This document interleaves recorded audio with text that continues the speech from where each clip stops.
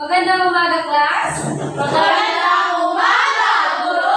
Ayan, panibagong araw, panibagong talakayan na naman. Ngunit bago tayo dumako sa ating talakayan, ay mangyaring paunahan natin ng panalangin. Mali mo bang Christine, mali mo bang paunahan?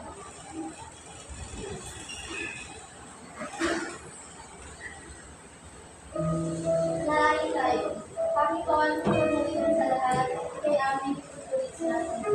Lord, salamat sa araw na ito, Panginoon. Bigyan mo kami ng wisdom and knowledge. Ganyan po ang salamat po kami sa panalangin sa pangalan ni Jesus. Amen. So, ayan.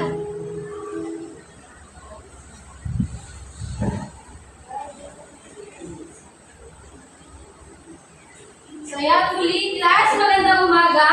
Magandang umaga, guro!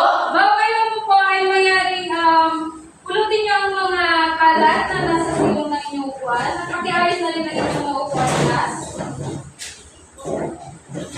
So, ayan. Tayo magbabalik-aral sa pamamagitan ng ugnayang tanong-sagot.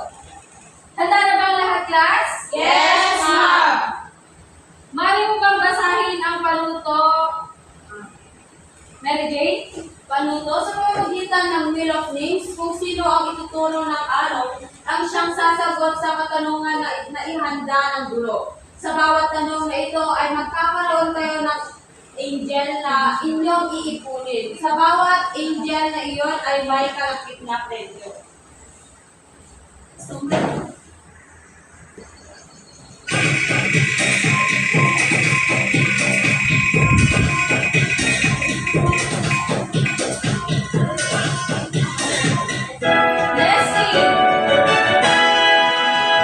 Leslie, maaari mo bang sibukin kung ano ang tinalakay natin nung nakaraang araw?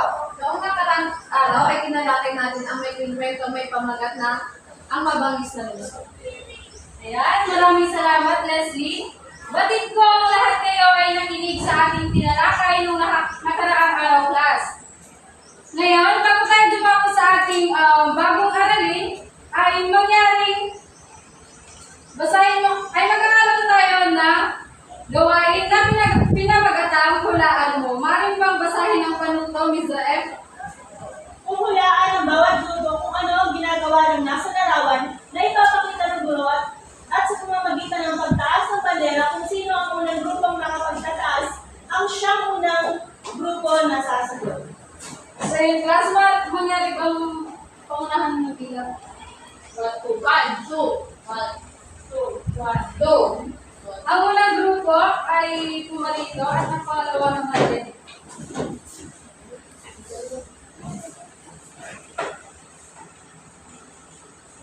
Ito na.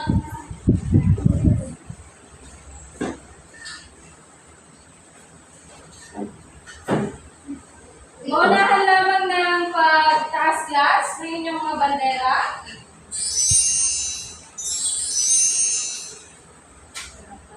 Ma'am, Unang grupo, dali. nagagali. Tignan natin kung tama ang inyong kasagutan. Tama!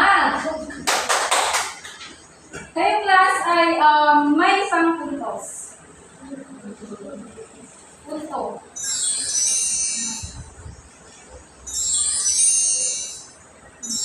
Ma'am, Pangalawang grupo, pinagtatawanan ma'am. tignan natin kung tama ang inyong kasagutan.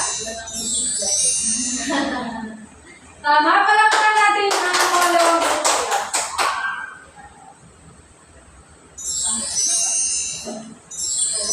Pagkura, Guys, kaya pakitaas ang inyong mga bandera. Ano ang sagot nyo? Pagkura. Hindi mo lang. Lumayo. lumayo. Tignan natin. Ah! Ang sulat. Ang unang grupo ang nakakuha ng puntos.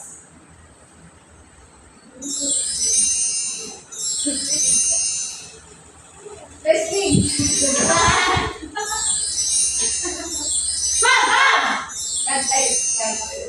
Anong sagot ng unang grupo? Komunikasyon.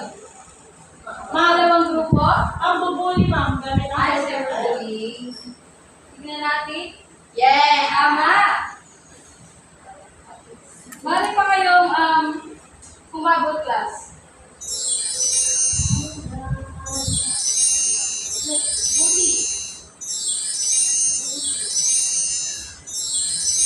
Ang pangalawang grupo? Dalderis, ma'am. Speculation.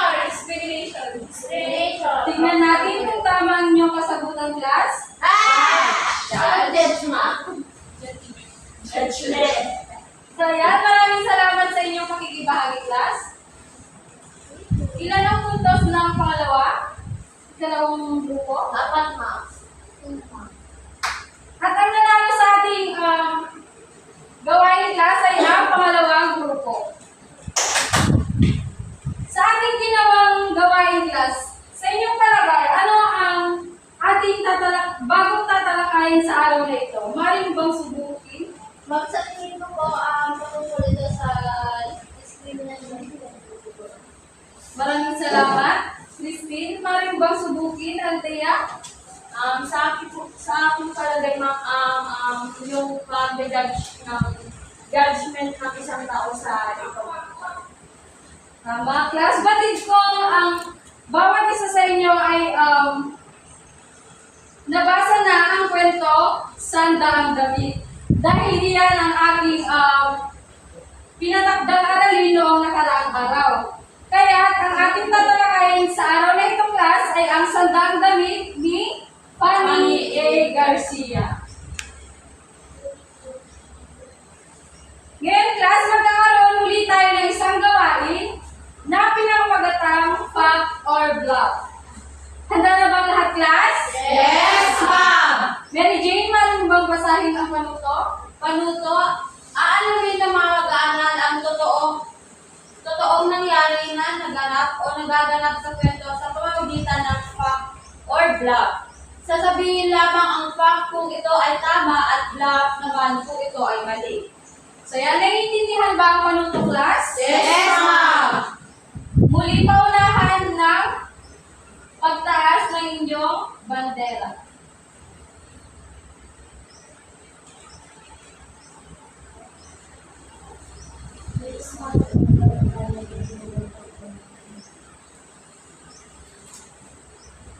Unang grupo, maaari mo bang pindutin kung ano ang inyong kasagutan?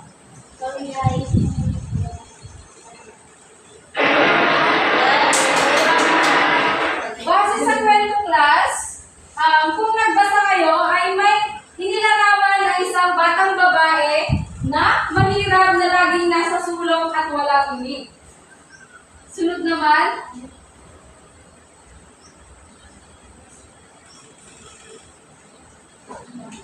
pangalawang grupo, maaari mo bang pindutin kung ano ang inyong kasagutan? Fact. Si Israel hindi nakikinig. Gusto na Israel mo hindi noon.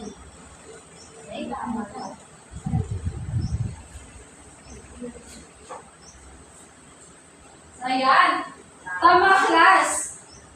Ang baon ng batang babae ay isa lamang pirasong tinapay na karaniwang walang laman.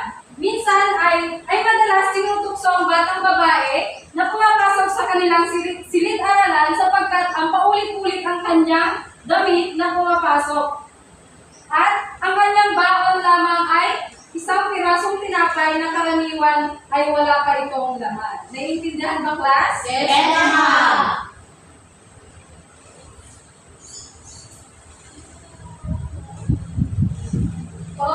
Paunahan lamang, class, ng pagtaas. Unang grupo, dahil kayo ang unang pipili na inyong kasagutan.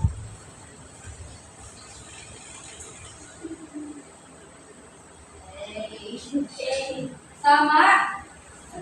Pinangakuan ang bata ng kanyang ina na bibili sila ng magandang damit at masarap na pagkain kapag makakuha na ng pera ang kanyang ama.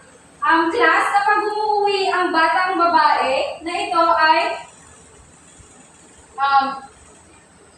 ikinukwento niya sa kanyang ina ang mga nangyayari sa kanya sa kanilang silid-aralan. Sunod.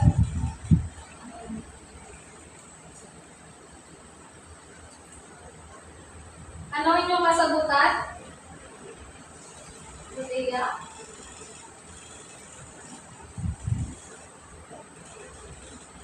Oops, grabe again. Ano sagot niya? Yeah. Dahil ang inyong kasagutan ay,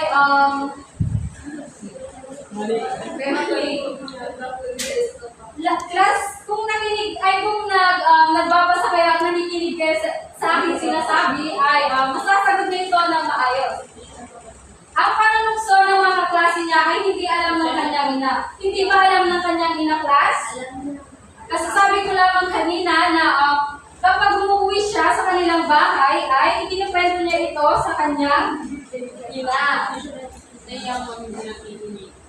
Tapos pangalawang grupo ay maaari pang makahabol.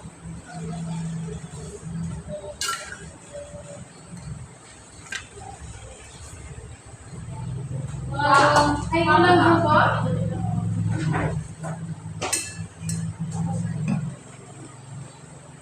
Ayan. Tama. Sinabi ng bata ng buong tindig na mayroon siyang sandaang damit na iniingatan sa kanilang bahay. Maaari mo bang ibahagi, Leslyn, kung bakit niya sinabing ng buong tindig na mayroon siyang sandaang damit?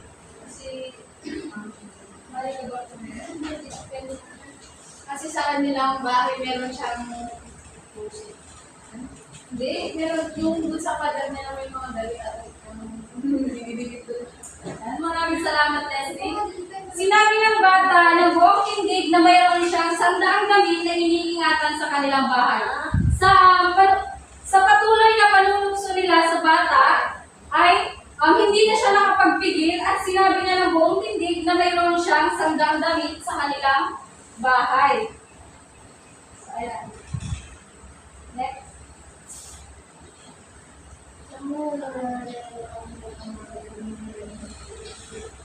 Israel.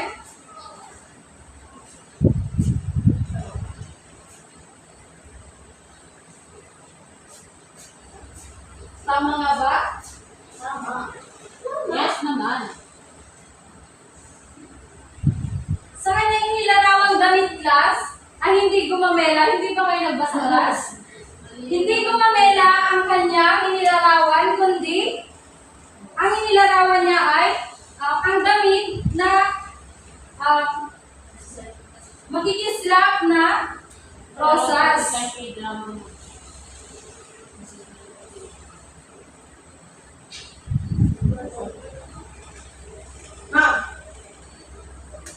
Pangalawang grupo.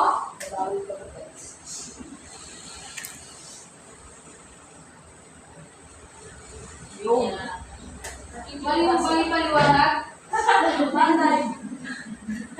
Bakit nga ba siya lumiban sa klase matapos niya makwento ang tungkol sa sandaang damit?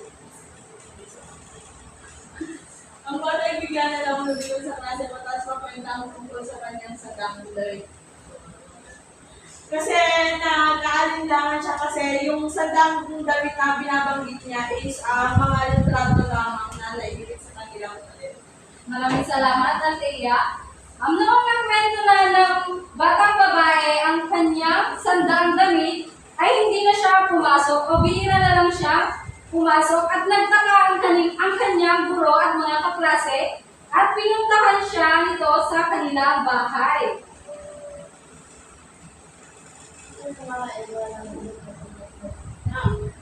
Unang grupo. Yan, yun na.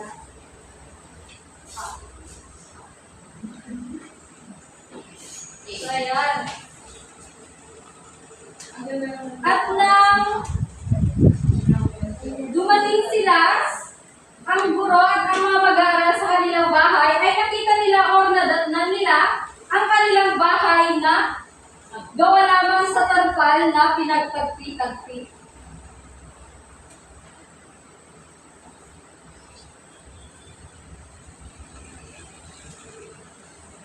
Pangalawang grupo.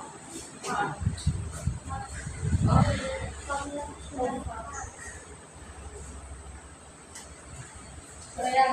Israel, maaari mo ba paliwanag o ibahagi nung pumunta yung mga klase at guro dun sa bahay nila ma'am, ay hindi pala totoo yung mga damit, kundi isang mga drawing na nakadikit sa kanilang pader. Tama, maraming salamat, Mr. F.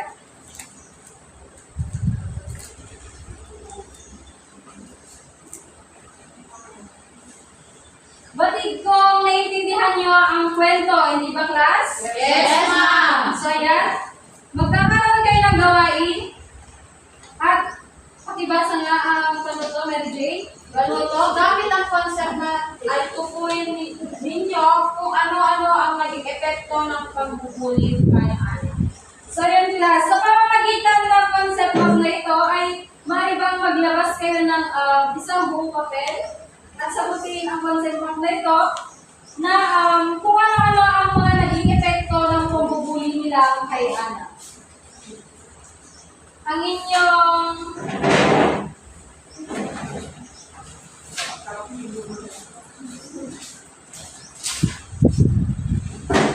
meron lang kayong 5 minuto para sagutin yan. Class, mali na kayo magsimula. Ibahagi nyo lang kung ano ang naging kahihinatnan ng pagbubuling kay Ana. Gamit ang concept epekto ng pagbubuling kay Ana.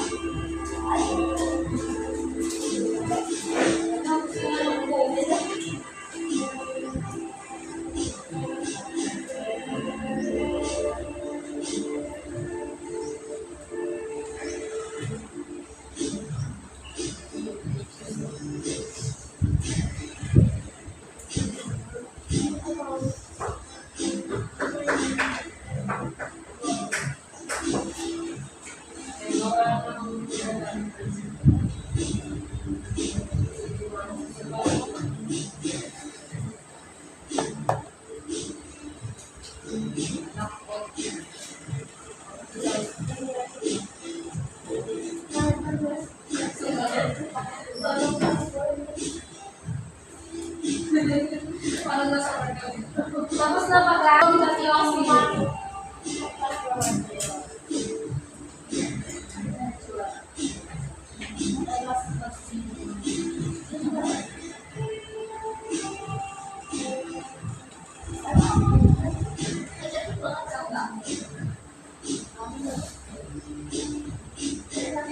okay na ba, class?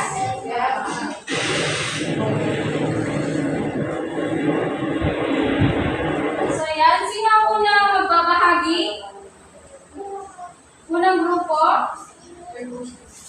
Ayan, ang nilagay namin sa gitna ay yung epekto or kahihinatnan ng tauhan sa kwento.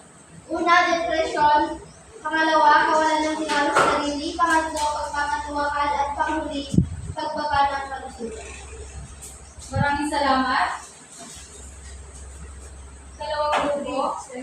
Sa amin naman po, ang epekto ng pambubuli kay Ana ay yung una-una yung pagsisinungaling niya kasi sinabi niya na meron siyang tandang na kahit wala naman talaga.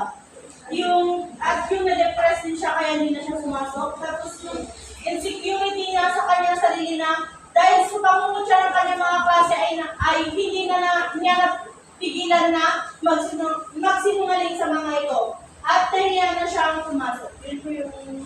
So, yun, class. Sa inyong palagay, class, nangyayari ba ito sa totoong buhay? Yes, ma'am. Sino na dito ang nakaranas ng pambubuli? Anong klaseng pambubuli yun, Leslie? Binubuli nila ako na maingay daw ako makitahilig na lang ang tao. Yes, ma'am. So, yan. Maraming salamat, Leslie. Meron kasing klaseng tao, class, na hindi nila iniisip ang kanilang sinasabi bago nila ito bitawan. Kaya, class, maaaring mag-ingat tayo sa ating mga sasabihin upang sa ganon ay hindi maapektuhan yung taong pinagsasabihan nyo. Naiintindihan ba, class? Yes, ma'am. So, yan, sa ating susunod na gawain ay may pamagat na iguhit mo. Sino dito yung marunong gumuhit, class? Hindi mo. Kilay? Maaari mo bang basahin ng panuto, Christine? Sa pamamagitan ng pag-ukit ng iba't ibang klase ng damit ay inyong pagsunod-sunurin ang mga kwento sa pangyayari. Ay, pagsunod-sunurin ang pangyayari sa kwento. Naiintindihan ba, class? Yes, ma'am. Yes, ma'am. So, ayan, maaari na kayong bumuhi. Meron lamang kayo 5 minuto.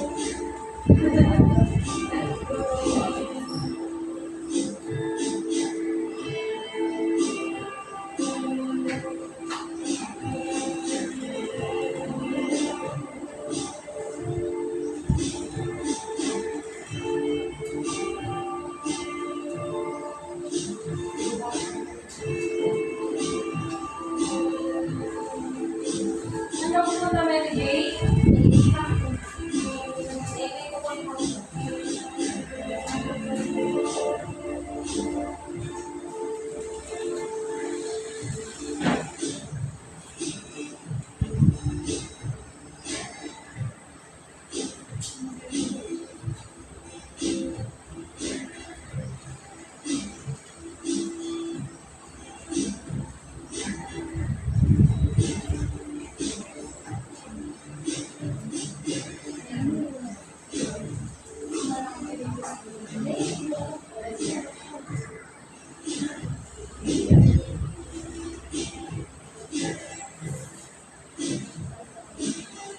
Kung nakinig kayo kanina class sa ating talakayan ay masasagot nyo ang mapagsunod-sunod nyo ang mga pangyayari sa kwento.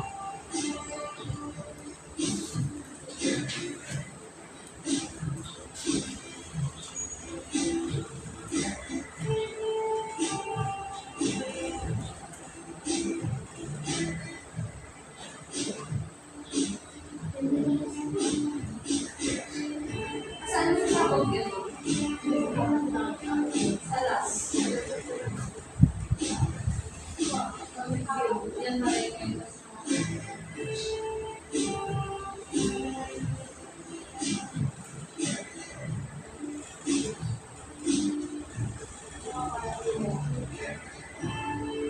para kami nasa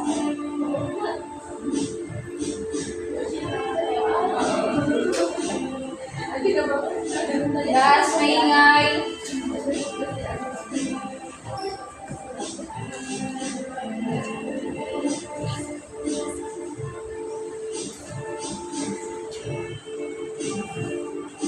Tapos na ba, class? Yes, ma'am. So, yan ang unang magbabahagi naman ay ang pangalawang grupo.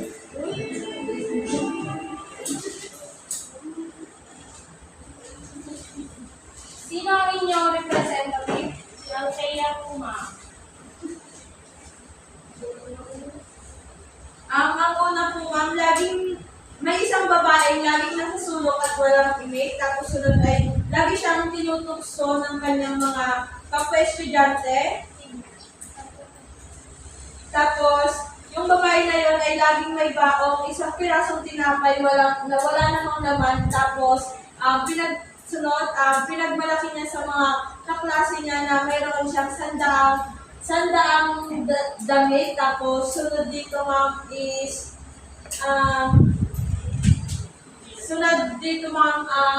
hindi na siya pumapasok. Tapos, sunod po, diba, pinuntahan siya ng kanyang mga kapwa-estudyante at nakita nilang nagkitagpi yung bahay niya. Maraming salamat. Maaari ba natin pagpakan? Unang grupo, maaari nyo bang ibahagi? Ang ganda naman ng inyong hit. May isang estudyante babaeng nagangalang Ana. Kinajudge siya ng kanyang kaklase.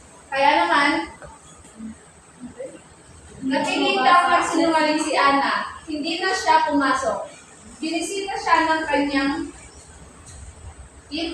teacher at kaklase. Tapos hindi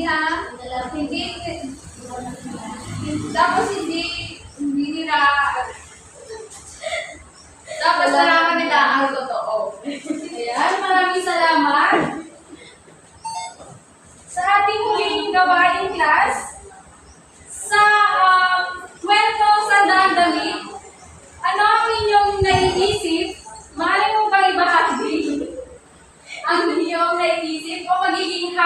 natin sa araw na ito, #NoBullying. Bakit? Kasi alam naman natin na laganap na ngayon ang pagbubuli. Madaming nakakaranas hanggang ngayon. Kaya para sa akin, mas gusto kong #NoBullying. Meron ka ba, class? Leslie? #StopDiscrimination. Kasi wala tayong karapatan na husgahan sila kasi wala tayo sa sitwasyon. Maraming salamat, Leslie. Napakaganda na iyong sagot. Sino pa, class? #NoJudgment. Ayan, maraming salamat.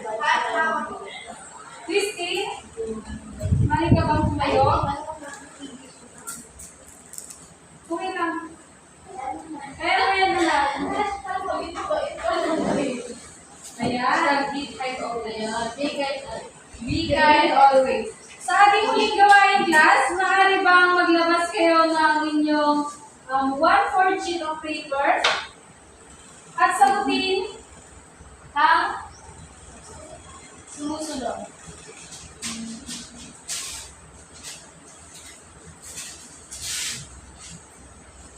Maaari mo bang basahin ang panuto? Mary Jane? Panuto, basahin mabuti ang bawat katanungan, isulat ang titik ng tamang sagot. Kaya,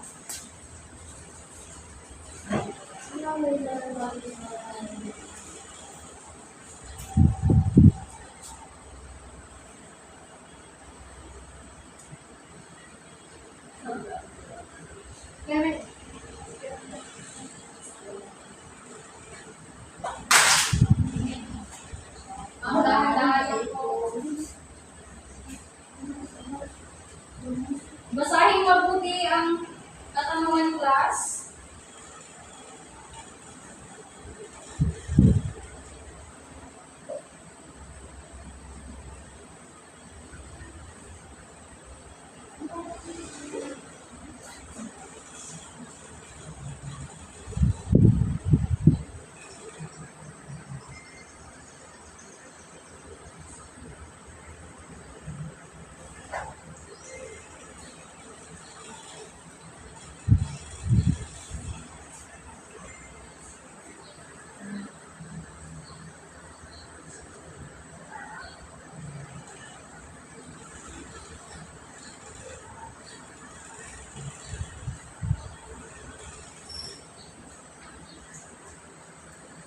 Tapos na ba, class?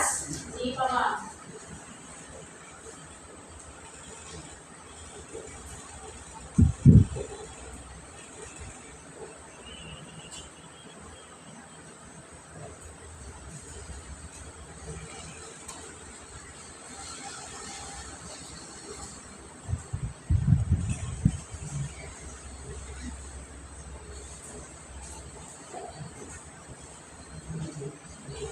Tapos na ba, class? Yes, Yes, ma'am.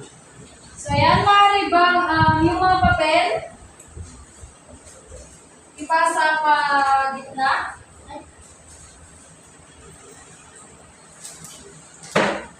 Ayan, maraming salamat.